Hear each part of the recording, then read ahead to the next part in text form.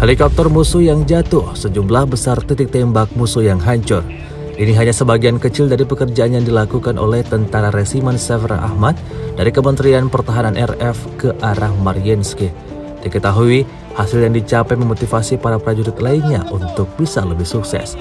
Baru-baru ini beredar sebuah video di media sosial Telegram pada Selasa 13 Juni 2023. Sebuah video yang memperlihatkan bagaimana pasukan Chechnya bekerja selama di medan perang. Bermodalkan kemampuan, keterampilan tempur yang baik, serta motivasi, pasukan Chechnya terus-menerus berhasil menjalankan setiap misinya. Pasukan Ukraina juga mengakui hal itu. Diketahui di arah Mariinski, militan Ukraina sangat berhati-hati beroperasi saat mengetahui keberadaan pasukan Chechnya. Suatu keharusan bagi pasukan Chechnya untuk melacak para prajurit Ukraina yang selalu bersembunyi dan secara bertahap menetralisir mereka. Menyaksikan video ini, ramai warganet memberikan komentar positif.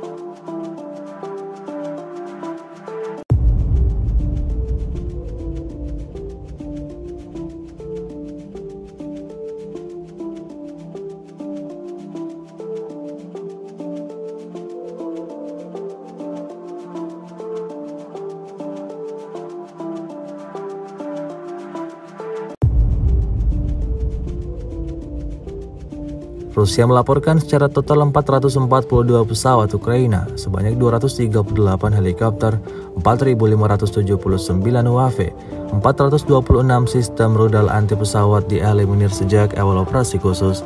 Sementara itu dari kubu Kiev, Kementerian Pertahanan Ukraina melaporkan 540 tentara Rusia dieliminir dalam 24 jam terakhir. Total 216.180 prajurit Federasi Rusia meninggal sejak awal konflik hingga hari ke-474.